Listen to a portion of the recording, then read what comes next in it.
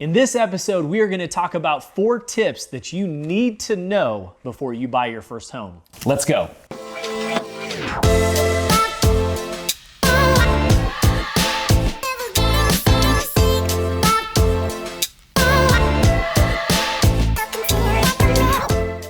All right, guys, welcome to season 2 of Alpha Couch, where we talk about all things real estate and this awesome community that we live in. As you heard before, we are going to be talking to some of our favorite people in the world, first-time home buyers, giving you guys some tips. As you might have discovered, you are spending a lot of money in rent that's just going into a black hole where you could be putting that towards home equity. So we want to address some of those things today. Okay, so tip number 1. The first thing, if you're thinking about buying a home, you have to sit down and you have to talk and find a good realtor. They will help guide you through the whole process. So we did a previous video on how to select a good real estate agent. So we're gonna give you a second to go watch that video.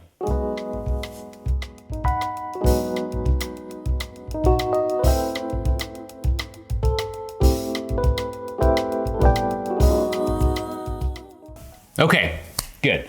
Now that you've watched that video, picking a realtor is literally one of the most important decisions because they are the guide who's going to guide you through this whole process of buying a home. They're going to hook you up with lenders, inspection companies, title companies. We'll talk about that here in a second. So sitting down with a good realtor and making sure that you guys connect and that they do have the skill set to guide you through this process really is important. Number 2 is financing. It is crucial for you to find a local lender that you can sit down with and start the process of getting your financing in order. And it's important to do this early on so that they can show you some steps to take in case you need to work on things like credit or saving up for your down payment or your debt to income ratio. They will go over all of that with you, but it's very important to start by finding a good lender locally that can help you.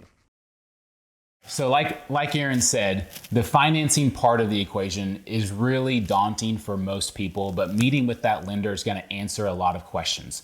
And what they can go over is all of your loan options. Most people don't realize you have several options as far as financing whenever you're going to buy a house. Of course, you can do a conventional loan where you're putting 20% down, as low as 5% down sometimes. FHA, that's not just a first-time home buyer loan, but it's a great option for first-time home buyers with only 3.5% down.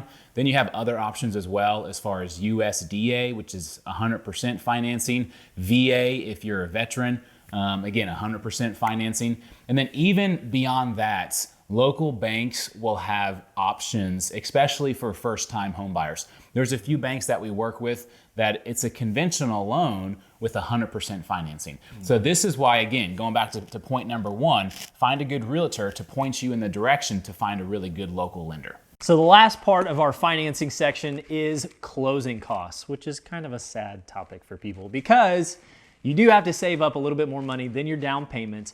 There are some creative ways that we can get around this by getting the seller to cover some of those closing costs, or we wrap it into the loan. But closing costs is made up of your lender fees, your title fees, your appraisal, your home inspection, your taxes and insurance for the year. Typically that ranges around $4,000 to $4,500.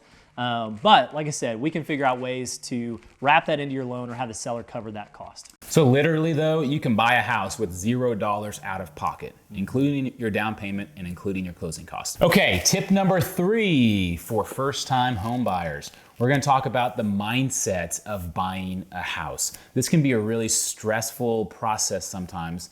And so just a couple ideas here to help guide you through this. So really sitting down and figuring out kind of your wish list or your non-negotiables and what you want in a house. Okay, these should include things like location, obviously price, and even more specific on location as far as school district, things you want in the house, bedrooms, bathrooms, layout, finishes, things like that. But it's also important to take this to your realtor and have an expectation talk as far as what things you can actually get with your budget. And resale value is huge. So 9 times out of 10, you're not going to live there forever.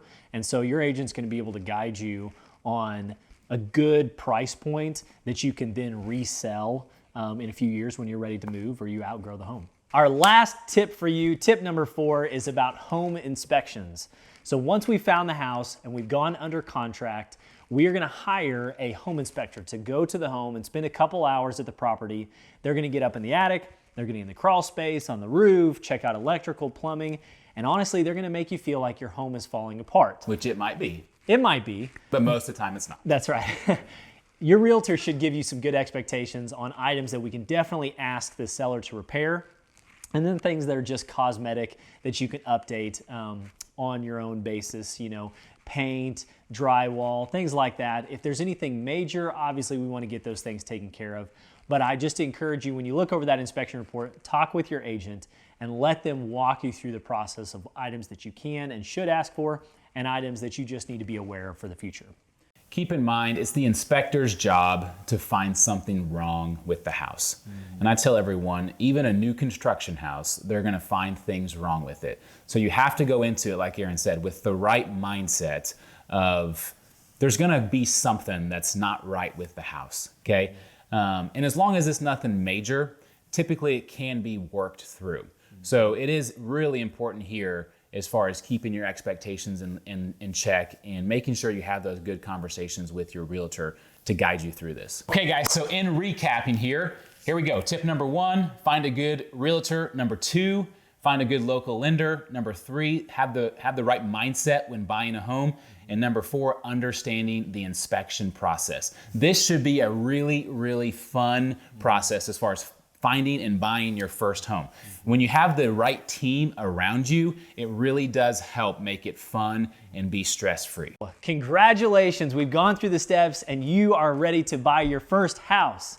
This is how we feel whenever a first-time home buyer closes on their home.